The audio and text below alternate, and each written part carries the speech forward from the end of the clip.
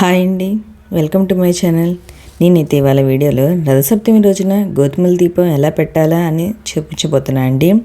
రథసప్తమి రోజున తప్పనిసరిగా గోధుమల దీపం వెలిగిస్తే చాలా మంచిది.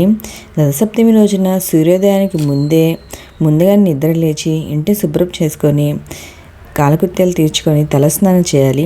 ఆ తర్వాత మన నిత్య దీపారాజన పూర్తి చేసుకున్న తర్వాత ఆరు బయట ఖాళీ ప్రదేశంలో సూర్యకిరణాలు పడే చోట ఆ ప్రదేశం అంతా కూడా శుభ్రంగా ఆవు పేడతో కానీ పసుపుతో కానీ అలాగే బియ్యం పిండితో పద్మ ముగ్గు వేసుకొని ఆ ముగ్గుని పసుపు కుంకుమతో అందంగా అలంకరించి ఆ తర్వాత ఆ ముగ్గు పైన ఒక ఇత్తడి ప్లేట్ కానీ రాగి ప్లేట్ కానీ తీసుకోవాలి.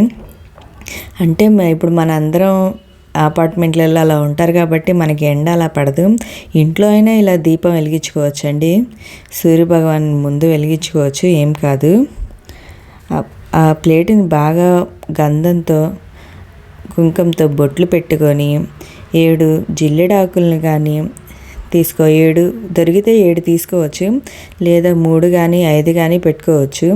నేనైతే ఇక్కడ 7 జిల్లెడాకులు తీసుకున్నా. వాటికి కూడా చక్కగా గంధము కుంకుమతో బొట్లు పెట్టుకొని, ఒకవేళ మీకు జిల్లెడాకులు లేదనుకోండి తమలపాకులైనా తీసుకొని వాటిపైన కూడా బొట్లు ఇలా పెట్టుకొని అది ఆ ప్లేట్ మీద అలంకరించుకొని దానిపైన గోధుమలు వేయండి. గుప్పెడతో గోధుమలు వేసి దానిపైన కొంచెం పసుపు కుంకుమ చల్లి ఇంకో ఆకు పెట్టి, అది అంటే ఆయిల్ అనేది పోయిద్ది కదండి, అందుకని గోధుమల పైన ఆకు పైన మట్టి ప్రమిదని కానీ ఏదైనా ప్రమిదని పెట్టుకొని దానికి కూడా పసుపు రాసుకొని బొట్లు పెట్టుకొని దానిపైన ఉంటే నువ్వుల నూనె కానీ లేదా ఆవు నెయ్యి కానీ వేసి 7 కానీ 9 కానీ 5 కానీ ఒత్తులు పెట్టుకొని మనం దీపారాధన చేయాలి. ఇలా చేస్తే సూర్యభగవాన్కి చాలా ఇష్టం అంట గోధుమల దీపం అనేది.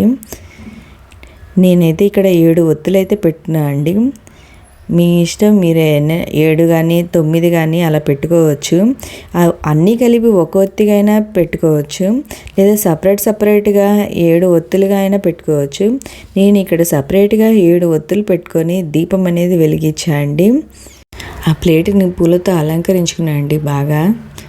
ఓకే అండి, ఒకవేళ ఎండ తగలిపోయినా లోపలైనా ఇది దీపం పెట్టుకోవచ్చండి. ఓకే అండి, మీకు ఈ వీడియో నచ్చింది అనుకుంటున్నాం. నచ్చితే లైక్ చేయండి, షేర్ చేయండి, సబ్స్క్రైబ్ చేయండి. Thank you friends, thank you for watching.